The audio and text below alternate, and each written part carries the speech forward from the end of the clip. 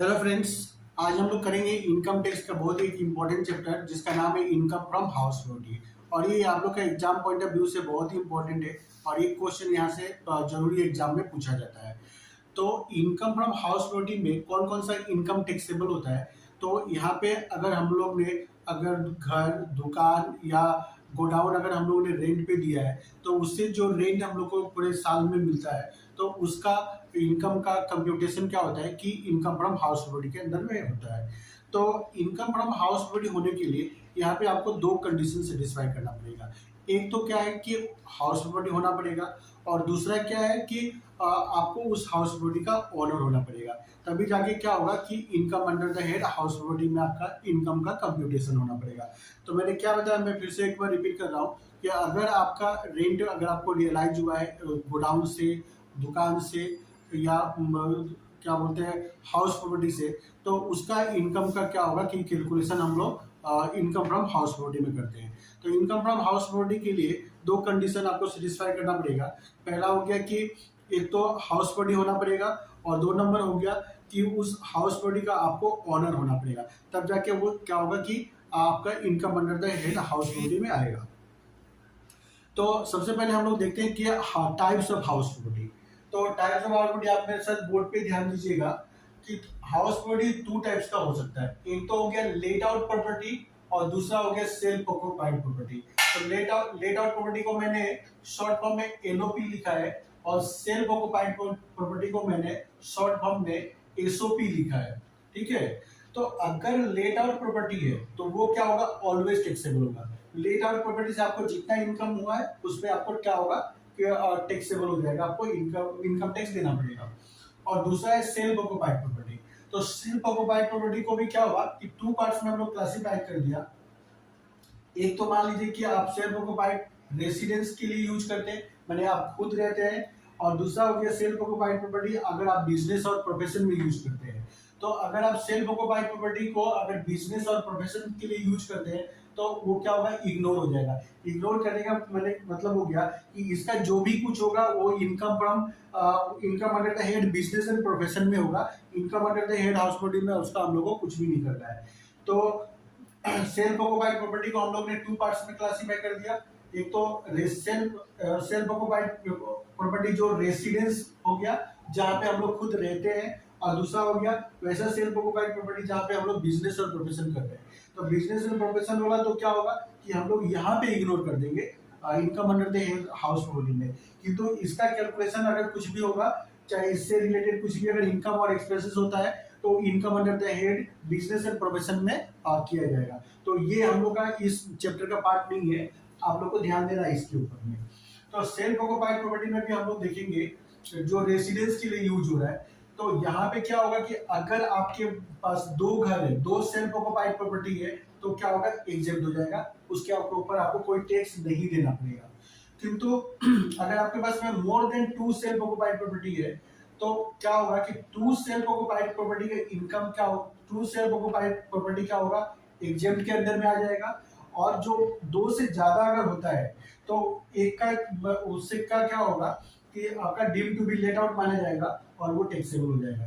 तो मैंने क्या बोला, मैं फिर से आपको समझा देता हूँ कि सेल्फ ऑक्युपाइड प्रॉपर्टी अगर रेसिडेंस के लिए अगर हम लोग यूज कर रहे हैं तो अगर हम लोग के पास में दो सेल्फ ऑक्युपाइड प्रॉपर्टी है तो एग्जेम्प्ट हो जाएगा। ठीक है। किंतु मोर देन अगर टू सेल्फ ऑक्युपाइड प्रॉपर्टी है, जैसे मान लीजिए आपके पास में तीन सेल्फ ऑक्युपाइड प्रॉपर्टी है तो दो का तो इनकम एग्जेम्प्ट मान लिया जाएगा, किंतु एक को माना जाएगा कि आपने उसको भाड़ा में देके रखा है और वो क्या होगा, वो टैक्सेबल हो जाएगा आपका।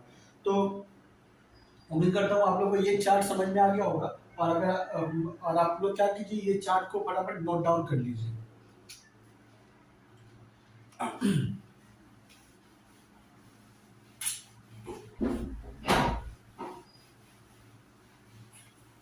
तो इनकम फ्रॉम हाउस प्रॉपर्टी हम लोग कंप्यूटेशन कैसे करेंगे, तो लिखिए computation of income from house property. Computation of income from house property.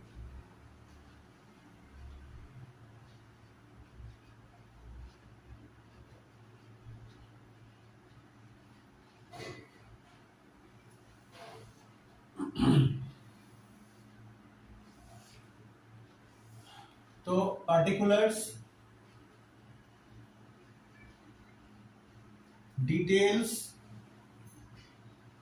और अमाउंट। तो सबसे पहले हम लोग क्या लिखेंगे, fair rental value, fair rental value, जिसको हम लोग शॉर्ट में एफआरवी भी बोलते हैं। तो एफआरवी हम लोग सबसे पहले लिखेंगे, और दूसरा हम लोग लिखेंगे municipal rental value, municipal rental value, municipal rental value, जिसको हम लोग शॉर्ट फॉर्म में एमआरवी भी बोलते हैं, एमआरवी। तो फेयर रेंटल वैल्यू पहले लिखेंगे हम लोग, उसके बाद में हम लोग लिखेंगे म्यूनिसिपल रेंटल वैल्यू। तो फेयर रेंटल वैल्यू क्या होता है कि उस एरिया में, उस लोकेलिटी में, उस टाइप का घर का रेंट कितना है, उसको हम लोग बोलते हैं फेयर रेंटल वैल्यू। और म्यूनिसिपल रेंटल वैल्यू क्या होता है कि म्यूनिसिपल जो वैल्यूएशन, म्यूनिसिपल कॉर्पोरेशन जो वैल्यूएशन करती है म्यूनिसिपल टैक्स चार्ज करने के लिए, तो उसको हम लोग बोलते हैं म्यूनिसिपल रेंटल वैल्यू। तो हम लोग क्या करेंगे, फेयर रेंटल वैल्यू लिखेंगे, फिर हम लोग म्यूनिसिपल रेंटल वैल्यू लिखेंगे, और इस दोनों में से जो हायर होगा, ये हायर का साइन है, ठीक है, तो जो हायर होगा उसको हम लोग यहाँ पे लिखेंगे। उसके बाद में हम लोग लिखेंगे स्टैंडर्ड रेंट, स्टैंडर्ड रेंट। तो स्टैंडर्ड रेंट क्या होता है कि जो रेंट कंट्रोल एक्ट के द्वारा फिक्स होता है, मैंने maximum rent that can be charge, उसको हम लोग बोलते हैं स्टैंडर्ड रेंट। तो उसको हम लोग यहाँ पे लिखेंगे स्टैंडर्ड रेंट को, और फिर हम लोग कंपेयर करेंगे, और ये दोनों में से जो लोअर होगा उसको हम लोग लिखेंगे, इसको हम लोग बोलेंगे expected rental value, expected rental value, rental value. तो मैंने क्या बोला, मैं फिर से एक बार एक्सप्लेन कर देता हूँ। सबसे पहले हम लोग लिखेंगे फेयर रेंटल वैल्यू, उसके बाद में म्यूनिसिपल रेंटल वैल्यू, दोनों को हम लोग कंपेयर करेंगे, और ये दोनों में से जो हायर होगा उसको हम लोग को यहाँ पे लेना है। फिर हम लोग लिखेंगे स्टैंडर्ड रेंट, और फिर ये दोनों को कंपेयर करके जो आएगा उसको हम लोग बोलेंगे एक्सपेक्टेड रेंटल वैल्यू। उसके बाद हम लोग लिखेंगे actual rent, actual rent, actual rent, उस रेंट से हाउस प्रॉपर्टी से हम लोग को एक्चुअल रेंट कितना मिला वो हम लोग यहाँ पे लिखेंगे। फिर हम लोग क्या करेंगे, ये दोनों को हम लोग कंपेयर करेंगे, और कंपेयर करने के बाद में क्या होगा कि दोनों में से जो हायर होगा उसको हम लोग बोलते हैं ग्रोस एनुअल वैल्यू, उसको हम लोग क्या बोलेंगे, gross annual value, gross annual value, ठीक है। अब इसमें से हम लोग क्या करेंगे कि less municipal tax paid, municipal municipal tax paid, municipal tax paid, इसको हम लोग क्या करेंगे, माइनस कर देंगे। तो माइनस करने के बाद जो आएगा उसको हम लोग बोलते हैं net annual value, net annual value, net annual value. इसमें से हम लोग क्या करेंगे, less deduction under section 24, deduction under section 24। तो अंडर सेक्शन 24 के अंदर में दो डिडक्शन मिलता है, एक तो हो गया standard deduction, standard deduction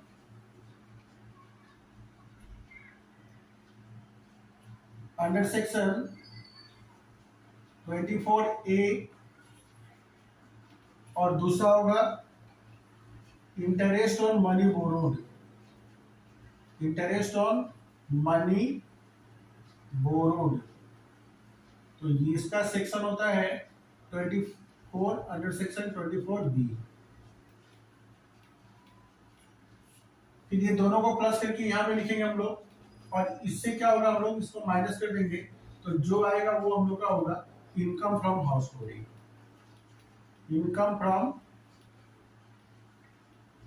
house property, income from house property, ठीक है।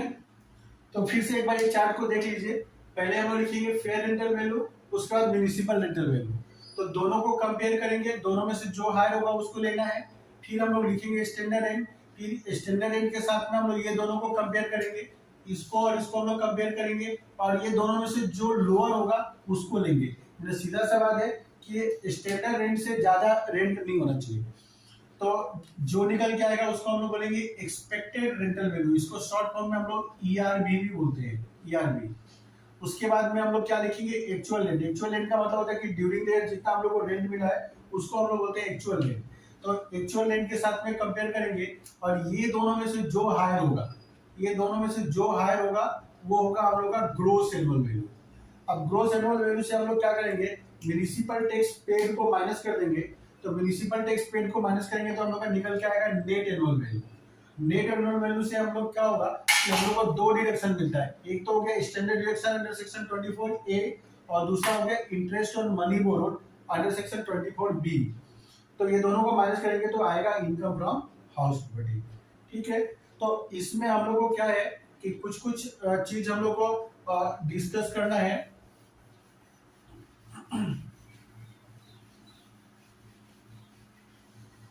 तो इसमें हम लोग सबसे पहले लेते हैं एक्चुअल रेंट, क्योंकि एमआरबी, एफआरबी और standard rent, MRB, FRB, standard rent, ये तीन चीज के बारे में आपको सोचना नहीं है, वो क्वेश्चन में जनरली दिया हुआ रहता है। तो अगर दिया हुआ रहेगा तो लेंगे, नहीं दिया रहेगा तो हम लोग को नहीं लेना है। तो अभी हम लोग क्या होगा कि रिमेनिंग चीजों के बारे में हम लोग डिस्कस कर लेता है। तो सबसे पहले एक्चुअल रेंट। तो एक्चुअल रेंट क्या होगा, एक्चुअल रेंट हो गया कि रेंट हम लोग का actual rent received, actual rent क्या होगा, एक्चुअल रेंट रिसीव्ड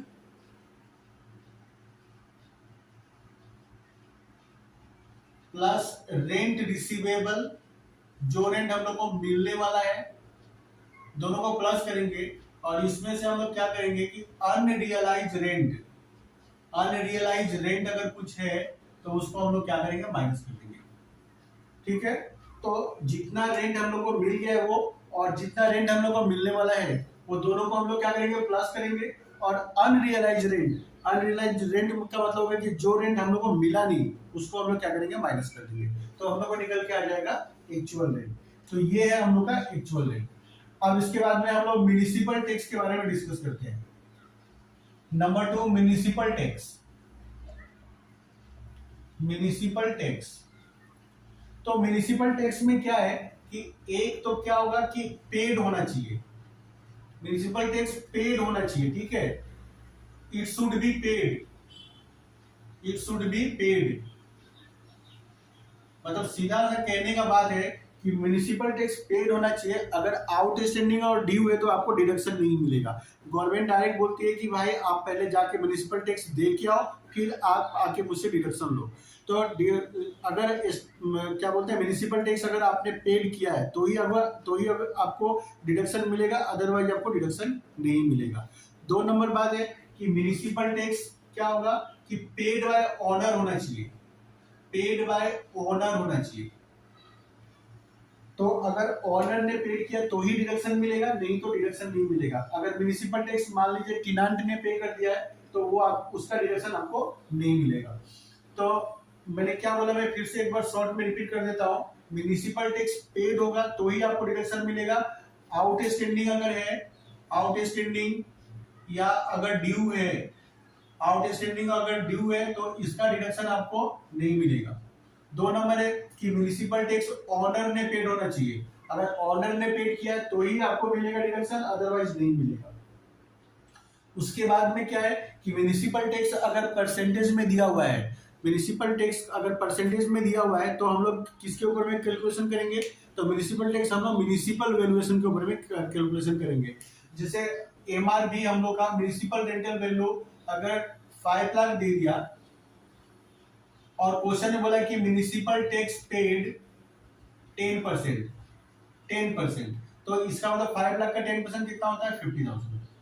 तो म्युनिसिपल टैक्स कितना होगा, 50,000। तो म्युनिसिपल टैक्स पेड के बारे में हम लोग ने डिस्कस कर लिया। अब अगर उसके बाद में क्या है, डिडक्शन अंडर सेक्शन 24। तो ये थोड़ा सा वास्ट है, इसको हम लोग डिटेल में डिस्कस करते हैं।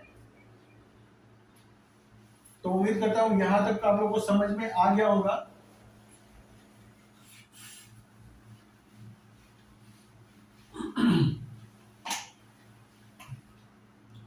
तो चलिए अब हम लोग बात कर लेते हैं डिडक्शन अंडर सेक्शन 24 का।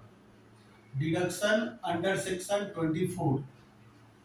तो डिडक्शन अंडर सेक्शन 24 में क्या होगा कि सबसे पहले तो हम लोग इसको टू पार्ट्स में डिवाइड कर देते हैं। पहला क्या है एलओपी और दूसरा क्या है एसओपी।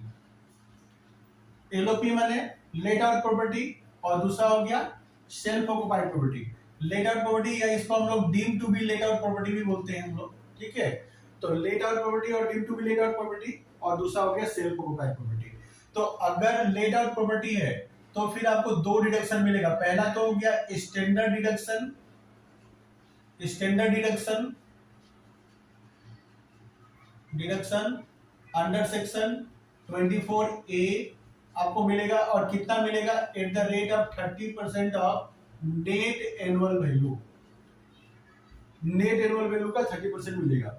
और दूसरा क्या होगा interest on money borrowed, interest on money borrowed, interest on money borrowed. और इसका कितना मिलेगा तो इसका कोई लिमिट नहीं है, नो लिमिट। जितना आपने ड्यूरिंग द ईयर इंटरेस्ट पे किया है उतना का आपको डिडक्शन मिल जाएगा, ठीक है। तो लेट आउट प्रॉपर्टी में आपको क्या होगा दो डिडक्शन मिलेगा। एक तो स्टैंडर्ड डिडक्शन मिलेगा at the rate of 30% of NAV और दूसरा आपको क्या होगा interest on money borrowed. Interest on money borrowed का मतलब क्या होता है कि आपने बैंक या किसी फाइनेंशियल इंस्टीट्यूशन से लोन लेके और आपने क्या होगा कि घर बनाया और उसको आपने रेंट पे दिया। तो बैंक को या फाइनेंशियल इंस्टीट्यूशन को ड्यूरिंग द ईयर आपने जितना इंटरेस्ट पे किया है सारा इंटरेस्ट का रिडक्शन आपको क्या होगा ड्यूरिंग द ईयर आपको मिल जाएगा। उसमें कोई आपका लिमिट नहीं है। आपने 1 लाख 2 लाख 5 लाख 50 लाख जितना भी इंटरेस्ट पे किया है सारा आपका डिडक्शन आपको मिल जाएगा।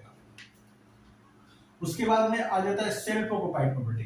तो सेल्फ ऑक्युपाइड प्रॉपर्टी में क्या होगा कि इसके अंदर में आपको सिर्फ एक ही डिडक्शन मिलेगा और वो है interest on money borrowed, interest on money borrowed. सिर्फ यहाँ पे एक ही डिडक्शन मिलेगा और वो है interest on money borrowed under section 24B, under section 24B। तो कहने का मतलब है कि कितना डिडक्शन मिलेगा। लेट आउट प्रॉपर्टी में तो कोई लिमिट नहीं है, तो सेल्फ ऑक्युपाइड प्रॉपर्टी में क्या यहाँ भी कोई लिमिट नहीं है तो नहीं, ऐसा कोई बात नहीं है। यहाँ पे लिमिट है, यहाँ पे आपको एक लिमिट तक ही डिडक्शन मिलता है, उससे ज्यादा डिडक्शन नहीं मिलता है। अगर लेट आउट प्रॉपर्टी है तो फिर आप लिमिट कोई लिमिट नहीं है, उसमें आप जितना आपने ड्यूरिंग द इंटरेस्ट पे किया है आप उस सारा के इंटरेस्ट का डिडक्शन ले सकते हैं। किंतु अगर सेल्फ ऑक्युपाइड प्रॉपर्टी है तो उसके लिए कुछ रेस्ट्रिक्शन है, ठीक है। तो हम लोग इसके लिए बात कर लेते हैं हम लोग सेल्फ ऑक्युपाइड प्रॉपर्टी के लिए। तो अगर हम लोग का सेल्फ ऑक्युपाइड प्रॉपर्टी है तो क्या होगा interest on money borrowed, interest on money borrowed, interest on money borrowed. तो यहां पे आपको दो चीज ध्यान रखना है। एक तो हो गया लोन टेकन बिफोर 1 अप्रैल 1999, 1 अप्रैल 1999।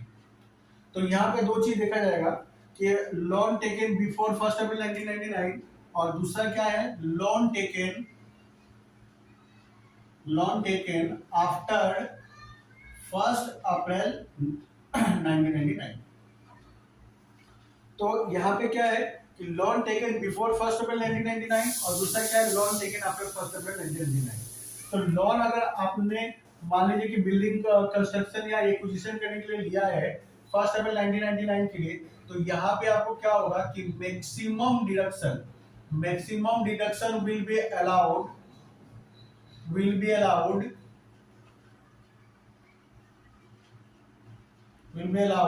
₹30,000। तो यहां पे क्या होगा कि आपको मैक्सिमम डिडक्शन कितना मिलेगा 30,000। लोन अगर आपने 1 अप्रैल 1999 से पहले लिया था बिल्डिंग कंस्ट्रक्शन या एक्विजिशन करने के लिए तो आपको कितना मैक्सिमम डिडक्शन मिलेगा 30,000। और लोन अगर आपने 1 अप्रैल 1999 के बाद में लिया है तो यहाँ पे क्या होगा आपको मैक्सिमम डिडक्शन कितना होगा 2 लाख /30,000, 2 लाख /30,000, ठीक है। तो अगर लोन आपने अगर 1 अप्रैल 1999 के बाद में लिया है बिल्डिंग एक्विजिशन और कंस्ट्रक्शन के लिए, तो मैक्सिमम डिडक्शन आपको कितना मिल सकता है, 2 लाख या 30,000। अब आप लोग कंफ्यूज हो रहा होगा कि कितना 2 लाख मिलेगा कि 30,000 मिलेगा। तो अगर आपने लोन लिया है, loan if loan taken for repairs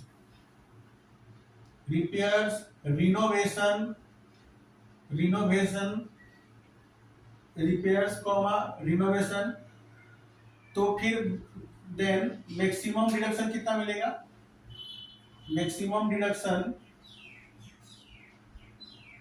₹30,000, maximum deduction मिलेगा 30,000। और इफ लोन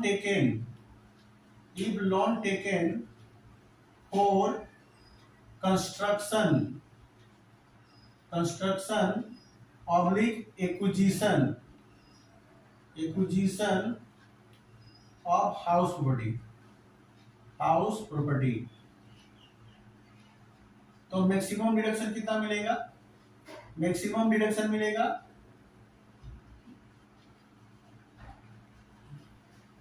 ₹2 लाख। तो देखिए मैंने क्या बोला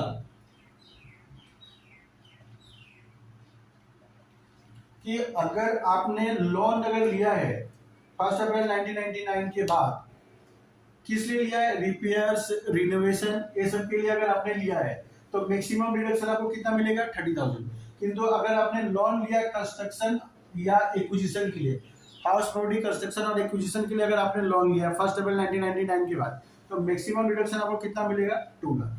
ठीक है, पर इसके लिए भी क्या है, कुछ कंडीशन है, इसके लिए भी क्या है, 2 रेस्ट्रिक्शन है। एक तो है कि हाउस प्रॉपर्टी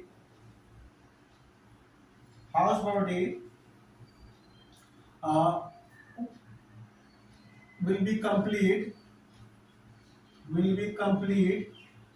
within 5 years। पहला तो बोला उसने, पहला रेस्ट्रिक्शन क्या हुआ कि आपको बिल्डिंग जो है वो 5 इयर्स के अंदर में बन के रेडी हो जाना चाहिए। और दूसरा है सर्टिफिकेट फ्रॉम लेंडर्स। ठीक है, तो अगर आपने, क्या हुआ, मैं फिर से एक बार बोल देता हूं कि 1 अप्रैल 1999 के बाद अगर आपने लोन लिया है तो आपको मैक्सिमम डिडक्शन कितना मिलेगा, 2 लाख मिल सकता है या फिर 30,000 मिल सकता है। तो पहले हम लोग 30,000 के बारे में बात करते हैं कि 30,000 कब मिलेगा। तो अगर आपने लोन, अगर मान लीजिए बिल्डिंग का रिपेयर्स के लिए, रिनोवेशन के लिए, ये सब के लिए अगर आपने लिया है, रिनोवेशन या क्या बोलते हैं, रिपेयर्स और रिनोवेशन के लिए लिया है, तो आपको मैक्सिमम डिडक्शन कितना मिलेगा, 30,000।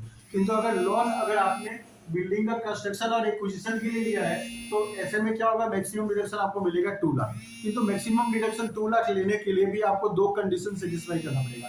पहला कंडीशन ये है कि बिल्डिंग आपको, तो हाउस प्रॉपर्टी में क्या है कि सबसे क्रिटिकल पोर्शन क्या होता है कि ये इंटरेस्ट और लोन वाला ही होता है।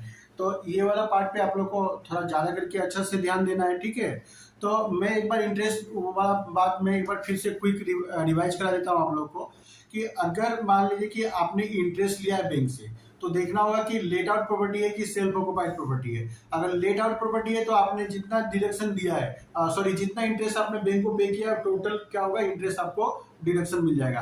किंतु अगर सेल्फ ऑक्युपाइड प्रॉपर्टी है तो फिर देखना पड़ेगा कि लोन आपने कब लिया, 1 अप्रैल बिफोर 1 अप्रैल 1999 लिया है कि आफ्टर 1 अप्रैल 1999 लिया है। तो बिफोर 1 अप्रैल 1999 होगा तो मैक्सिमम डिडक्शन कितना मिलेगा, 30,000। किंतु अगर 1 अप्रैल 1999 के बाद में अगर लोन लिया है तो फिर देखना होगा कि लोन आपने लिया किस लिए है। अगर आपने रिपेयर्स और रिनोवेशन या रिकंस्ट्रक्शन के लिए लिया है तो वैसे में मैक्सिमम डिडक्शन मिलेगा 30,000। और अगर आपने कंस्ट्रक्शन और एक्विजिशन करने के लिए लोन लिया है तो ऐसे में क्या होगा, मैक्सिमम डिडक्शन मिलेगा 2 लाख। किंतु मैक्सिमम डिडक्शन 2 लाख लेने के लिए आपको क्या करना होगा कि आपको 2 कंडीशन सेटिस्फाई करना पड़ेगा। पहला कंडीशन क्या है कि जो भी जिस हाउस प्रॉपर्टी के लिए आप बनाने के लिए आपने लोन लिया है वो 5 साल के अंदर कंप्लीट हो जाना चाहिए। और दूसरा क्या है कि आपको जो लेंडर और जो बोरोवर है उससे आपको इंटरेस्ट आपने कितना पे किया उसका एक सर्टिफिकेट आपको लेके देना पड़ेगा। अगर ये दोनों कंडीशन अगर आप सेटिस्फाई करते हैं तो मैक्सिमम डिडक्शन आपको मिलेगा 2 लाख। अदरवाइज क्या होगा कि मैक्सिमम डिडक्शन आपको मिलेगा 30,000। ठीक है, तो ये था हम लोग का इनकम फ्रॉम हाउस प्रॉपर्टी का क्विक रिवीजन। तो उम्मीद करता हूँ आप लोग को अच्छा से समझ में आया होगा। अगर नहीं समझ में आया तो ये वीडियो आप मेरा बार बार सुनिए, 2 बार 3 बार सुनिए, जिससे कि आपको पूरा अच्छा से समझ में आ जाए। तो नेक्स्ट वीडियो में मैं इनकम फ्रॉम हाउस प्रॉपर्टी का 3-4 इंपॉर्टेंट सम कराऊंगा जो बहुत ही इंपॉर्टेंट होगा आप लोग के एग्जाम के लिए। और पूरा इनकम फ्रॉम हाउस प्रॉपर्टी का प्रैक्टिकल भी आप लोग को समझ में आ जाएगा। ठीक है, तो please keep watching my video. और अगर ये वीडियो अगर आप लोग को अच्छा लगा तो प्लीज लाइक जरूर दें और मेरे चैनल को सब्सक्राइब करें, जिससे कि आपको क्या होगा कि टाइमली आपको मेरे वीडियो का नोटिफिकेशन मिलता रहे। ठीक है, तो ठीक है, हम लोग मिलते हैं फिर नेक्स्ट वीडियो में। तब तक के लिए बाय बाय।